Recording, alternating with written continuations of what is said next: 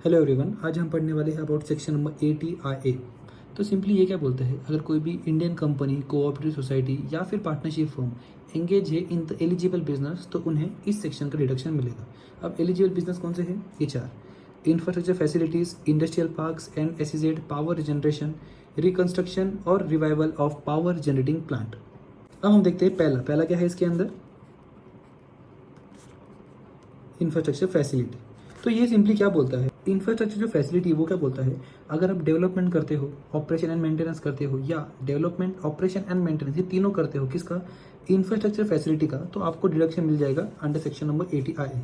अब ये infrastructure facility मतलब क्या, तो सिंपल, जो मैंने कहा आपको डेवलपमेंट वगैरह किसका करना है आपको। मान लो अगर आप रोड वगैरह बनाते हो, इसको ऑपरेट करते हो, मेंटेन करते हो, या bridges, rail system, irrigation projects, ports, airports, inland ports या हाईवे प्रोजेक्ट्स। या हाईवे प्रोजेक्ट मतलब ये नहीं कि सिर्फ अपने हाईवे का पूरा रोड वगैरह बना दिया, इसके अंदर अदर एक्टिविटीज जो भी होती है जो इंटीग्रल पार्ट फॉर्म करती है, जैसे कि टोल प्लाजा वगैरह बनाने पड़ते हैं। मान लो कि आपको एक हाईवे बनाने का है, वो हाईवे है टोटल 250 किलोमीटर्स का या 200-300 किलोमीटर का है। अब इतना बड़ा हाईवे से बना के काम नहीं चलेगा, आपको उसके अंदर टोल प्लाजाज लगाने पड़ेंगे, पेट्रोल पंप होने चाहिए वहाँ पे, फूड प्लाजाज होने चाहिए, रेस्ट एरिया के लिए कुछ होना चाहिए, मेडिकल एड के कुछ सेंटर्स होने चाहिए, फिर एक्सीडेंट वगैरह हो जाए उस केस में आपके आजू बाजू इमरजेंसी रिस्पॉन्स सेंटर्स होने चाहिए, या फिर जो पुलिस के बड़े बूथ होते हैं, पुलिस बूथ चाहिए। मतलब इन शॉर्ट आपको वे साइड जो एम्यूनिटीज़ चाहिए वो आप उसके साथ अगर आपको कॉन्ट्रैक्ट मिलता है तो वो भी आपका हाईवे प्रोजेक्ट जो इंफ्रास्ट्रक्चर फैसिलिटी है उसी के अंदर आएगा। हम देखते हैं इसके अंदर आपको डिडक्शन किस तरह मिलेगा। देखो, जो पोर्ट्स, एयरपोर्ट्स, जो इनलैंड वाटरवेज और जो इनलैंड पोर्ट्स होते हैं, इसके इसमें सिंपल क्या बोलता है, from the date of commencement, जैसे आपने बिजनेस आपका कमेंस किया वहाँ से 15 साल का आपको टाइम मिलता है। उन 15 साल में से 10 कॉन्जिक्यूटिव ईयर्स में आप ये रिडक्शन ले सकते हो। अब कॉन्जिक्यूटिव ईयर्स मतलब क्या, कंटिन्यू 10 साल, मतलब ये 15 साल है, आप सेकेंड ईयर से चालू करो तो आपका 12 साल, मतलब 11 साल खत्म होगा सेकंड को इंक्लूड किया तो कंटिन्यू आपको इसके अंदर 10 साल देने पड़ेंगे, आप डिडक्शन ले सकते हो। ऐसा नहीं कि मैंने सेकंड ईयर लिया, थर्ड ईयर नहीं चाहिए, फोर्थ ईयर लेंगे, ऐसा नहीं चलेगा। सिमिलरली अगर हाउसिंग या अदर एक्टिविटीज़ वाला जिसमें हाईवे प्रोजेक्ट में जो आपको काम आने वाला है, तो 10 आउट ऑफ 20 ईयर्स का आपको टाइम मिलता है, और अदर इंफ्रास्ट्रक्चर फैसिलिटी में भी आपको 10 आउट ऑफ 20 मिलता है। अब इन्होंने एक डेडलाइन देखी रखी है कि आपका जो कमेंसमेंट है वो कब तक होना चाहिए। ये सेक्शन के डिडक्शन के लिए आपको 1995 से लेके 2017 इस पीरियड के बीच में ही अगर आपका कमेंसमेंट हुआ है तो आपको इस सेक्शन का डिडक्शन मिलेगा। अब इस सेक्शन में डिडक्शन लेने के लिए आप अगर फॉरेन कंपनी हो या फॉरेन कोई एस्टेब्लिशमेंट वगैरह हो तो आपको डिडक्शन नहीं मिलेगा। जो अगला पॉइंट आपको पढ़ना है वो है इंडस्ट्रियल पार्क या एसईजेड। अब इसको आपको अब इंडस्ट्रियल पार्क क्या होता है इसे एग्जाम्पल के थ्रू समझाता हूँ। मान लीजिए एक बिजनेस है, वो बिजनेस की एक पॉलिसी है कि जो भी उसकी दुकान पे कस्टमर आता है वो उन्हें चाय पिलाता है। मान लो ये बिज़नेस है, ये उसकी दुकान है।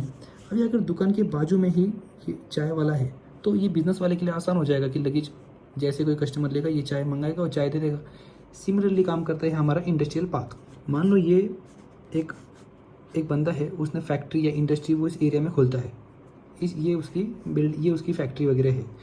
अब इस बंदे के हिसाब से सोचो उसको उसका बिजनेस रन करने के लिए क्या क्या चीज़ों की ज़रूरत पड़ेगी। देखो, कोई भी इंडस्ट्री या कोई भी फैक्ट्री वगैरह जब एस्टेब्लिश होती है उसे इन चीज़ों की ज़रूरत पड़ती है कि भाई पावर का सप्लाई हो, वहाँ पे एरिया हो, ट्रांसपोर्टेशन जो भी इंटरनल ट्रांसपोर्ट हो या बाहर ट्रांसपोर्ट जो करने के लिए उसके लिए उसकी फैसिलिटी अवेलेबल हो, वेस्ट को मैनेज करने के लिए कुछ हो, सिक्योरिटी वगैरह हो, इंटरनेट का एक्सेस हो उसे।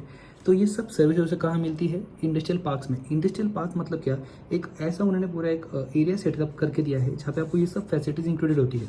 इसीलिए इनके बाजू में अगर आप फैक्ट्रीज या इंडस्ट्रीज खोलते हो तो बिजनेस ईजिली उसके हिसाब से बूस्ट कर सकता है। अब दूसरा हम बात करेंगे एसईजेड की। आपको एसईजेड का मतलब तो मालूम ही होगा। कैसे होता है कि जब भी कोई एरिया या कोई भी प्लेस जो भी अंडर डेवलप होती है, गवर्नमेंट क्या करती है उसको डेवलप करने के लिए उस एरिया को जनरली एसईजेड बना देती है। अब एसईजेड बन गया तो उससे क्या होता है, जो भी इंडस्ट्रीज़ या जो भी फैक्ट्रीज जो एसईजेड में सेटअप होती है उनको वो जो भी सप्लाई करते हैं, जो भी एक्सपोर्ट करते हैं उसके ऊपर उनको टैक्स नहीं लगता। जो भी वो नॉर्मली सप्लाई करेंगे उसको उनको जीएसटी की इम्प्लीकेशंस की कुछ एप्लीकेबिलिटी नहीं आती है। तो इसलिए बहुत सारी फैक्ट्रीज वगैरह इस एसईजेड में खुद आके सेटअप होती है। एक बार वो यहाँ पे आके सेटअप हो गई तो इसमें इन्होंने क्या बोला कि अगर आप क्या करते हो, डेवलप करते हो, ऑपरेट करते हो या मेंटेन करते हो या इनमें से कुछ कंबाइन करते हो, किसको, इंडस्ट्रियल पार्क्स को और एसईजेड को, तो आपको जो सेक्शन नंबर 80IA है उसके अंदर आपको डिडक्शन मिल जाएगा। अब इसमें फ़र्क नहीं पता कि आप कॉर्पोरेट सेक्टर में हो या नहीं हो, कोई भी इंडस्ट्रियल अंडरटेकिंग अगर वो कॉर्पोरेट सेक्टर में है या नहीं है, जैसे कि सोल प्रोप्राइटरशिप, वो भी अगर चाहे और अगर वो ये एक्टिविटीज़ में एंगेज है तो वो इस सेक्शन का डिडक्शन ले सकता है। डिडक्शन किस तरह मिलेगा, देखो जो इंडस्ट्रियल पार्क और जो एसईजेड है, अगर ये इन्होंने अगर अपना बिजनेस कमेंस किया है बिटवीन 1997 एंड 2011, तो इनको from the date of commencement अगले 15 साल में कोई भी 15 साल में 10 कॉन्जिक्यूटिव ईयर्स तक आपको डिडक्शन मिलेगा ऑफ 100% ऑफ एनपी। मतलब आपका जितना भी आपने अपना पीएनएल में जितना भी अपना नेट प्रॉफिट दिखाया होगा, इसके ऊपर आपको टैक्स देना नहीं पड़ेगा, एक भी रुपए की टैक्स की आपको जरूरत नहीं है। है अपना पावर सेक्टर। पावर सेक्टर का मतलब क्या होता है? तो इसमें पहला है पावर जनरेशन एंड डिस्ट्रीब्यूशन, दूसरा है पावर का ट्रांसमिशन एंड डिस्ट्रीब्यूशन, एंड तीसरा है substantial renovation and modernisation of existing transmission. ये तीनों के तीनों केस में इन्होंने डेट सेम देखी रखी है। जब भी आपका कमेंसमेंट होगा, वहाँ कमेंसमेंट से अगले 15 साल में आप कोई भी अगले जो 15 साल है वहाँ पे आप 10 कॉन्जिक्यूटिव ईयर्स में इसका डिडक्शन ले सकते हो। कितना डिडक्शन? 100% डिडक्शन ले सकते हो। यहाँ पे इसकी डेट से डेट ऑफ कमेंसमेंट वो आपको याद रखने की जरूरत नहीं है। फोर्थ पॉइंट ये भी सिंपल है, reconstruction of power generating unit. अगर आपका बिजनेस यही है कि आप पावर जो पावर है उसको आप रिकंस्ट्रक्ट कर सकते हो, तो और इसकी एक और कंडीशन है कि आप इंडियन कंपनी होनी चाहिए। अगर आप इंडियन कंपनी हो और आप इस बिजनेस में एंगेज हो, तो आपको भी सिंपल इन्होंने बोल के रखा है, आपका जब भी डेट ऑफ कमेंसमेंट रहेगा, कमेंसमेंट की डेट से अगले 15 साल में आप 10 कॉन्जिक्यूटिव ईयर्स में इस सेक्शन का डिडक्शन ले सकते हैं। आपको बोल के रखा है कि आपका जो डेट ऑफ कमेंसमेंट है वो 2011 के पहले ही होना चाहिए। Okay, thank you.